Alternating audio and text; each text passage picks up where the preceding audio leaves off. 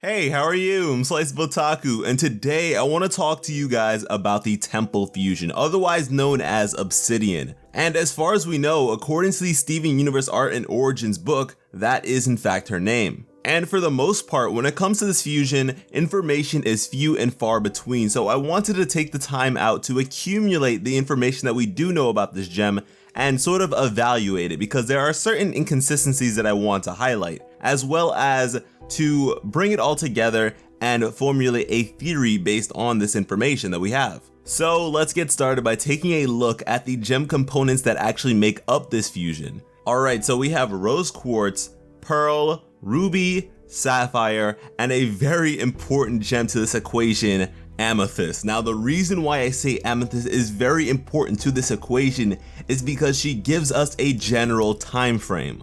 We know that amethyst emerged after the war. She is a post-war gem. She never served in the war for Earth, meaning this fusion, Obsidian, also did not serve in the war. And that fact by its lonesome is rather peculiar because it is evident that at some point this was the most lethal asset in the crystal gems arsenal. The crystal gems often utilize fusion to clear objectives they otherwise would not be able to individually. And so when you take this tactic and push it to its utmost limitations, you have Obsidian. And so I don't think that this is something they would take lightly and simply use in every situation, and it definitely is not representative of their current team orientation, in which Alexandrite is the most powerful and reliable fusion at their disposal at the moment, and they don't use her for every situation. At certain points, you'll see Sardonyx, Sugilite, or Opal be used. And so for them to at some point have decided that Obsidian was necessary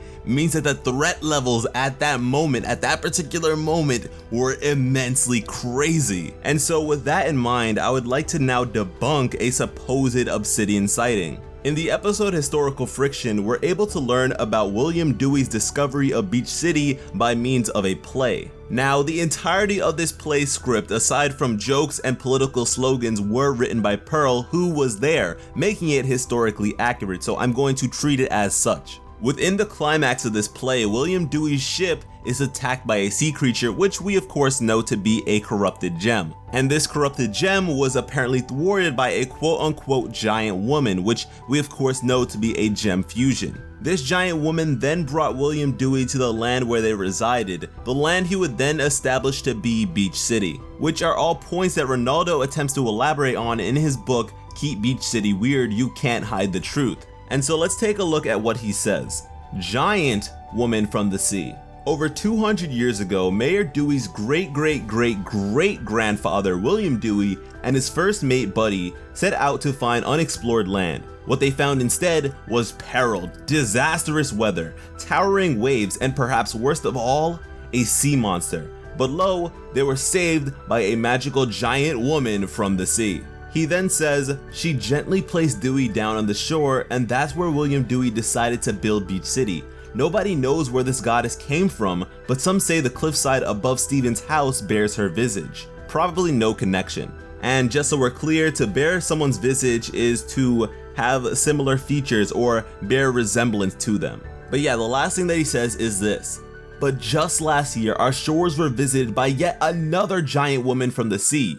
She totally demolished what seemed to be a very promising seaside gym that Stephen and his dad had set up. Could this be the other giant woman's evil twin sister? Or her evil twin granddaughter? I hope they meet one day and battle it out. And then maybe I can ride around in one of their giant hands and be a super cool sidekick. Alright, so the second giant woman that he is referring to is in fact Sugilite from the episode Coach Steven, where she seems to appear from the sea and demolish Steven's makeshift gym. But yeah, because of this information provided by Ronaldo, many people jump to the conclusion that the Temple Fusion is the one who rescued William Dewey, which is totally not the case. First off, you have to remember that you can't take everything that Ronaldo says at face value. Yes, he makes some excellent points and foreshadows some crazy events, but that's when you look deep into it. It's never simply on the surface there for you. And secondly, there is so much information within the show that conflicts against this. Let's take another gander at how this fusion is depicted within the play, the historically accurate play created by Pearl, by the way. You may notice that this fusion has 4 arms, which is half as many as the Temple Fusion's 8. And considering Ronaldo particularly denotes Sugilite to be a different giant woman from the one displayed in the play, I think it's safe to cross her off of the list as well. And based off of hairstyle, I think it's also safe to rule out Sardonyx. And so of the crystal gem fusions we've seen before, this silhouette seems to represent Opal the most. And we can assume the reason why this silhouette isn't exact is because of time. This was 200 years ago. And as we know, the respective forms of Amethyst and Pearl were different from how they are now. And if that wasn't enough for you, the coloration of the hand that reaches down for Steven in the play is identical to the skin color of Opal. And on top of that, they keep saying giant woman. Who is the giant woman? Opal, of course. Oh yeah, and earlier in the play, in Pearl's declaration to William Dewey, she says that the crystal gems come as representatives of rose quartz, meaning there was no rose. And so at this particular moment, without rose quartz, there is no obsidian. And so now that we definitively know that this figure is not obsidian, where do we go from here? Well, we can actually narrow our time frame even more so now. In the episode Buddy's book, Steven opens up to a page in Buddy's book that depicts the temple itself. And what's particularly interesting to me is that even around 200 years ago, this temple was broken apart. Even then, portions of the temple were scattered all over the beach. So let's reevaluate. Between 4,500 years ago and 200 years ago, Amethyst was both discovered and recruited, the Obsidian fusion came into existence, the temple was erected in her likeness, and lastly, this very same temple was partially demolished. Now, in terms of the temple's partial demolition, this could be attributed to simple wear and tear over time. After all, the crystal gems did warn William Dewey that the area that would later become Beach City was particularly dangerous, which could have been them alluding to the fact that there were many gems in this area at the time of their corruption, meaning that there are many corrupted gems around this area. And I specifically say corrupted gems because in the very first episode, Gem Glow, we get to see Centipedal wreck apart already broken off pieces of the temple, although evidence of this breakage is not apparent in preceding episodes. But I digress. In terms of what could have called upon the power of a fusion like Obsidian, let's look at what it couldn't have been. First off, no gem experiments, they wouldn't have emerged until way later. Also, probably no homeworld gems because as far as we know, they left the planet after the war and would not revisit until Steven's era. And then of course there's corrupted gems, and once again remember, the only gem fusion we have ever seen actually poof a corrupted gem has been Opal, which is of course not to say that the other fusions cannot do so also, of course they can.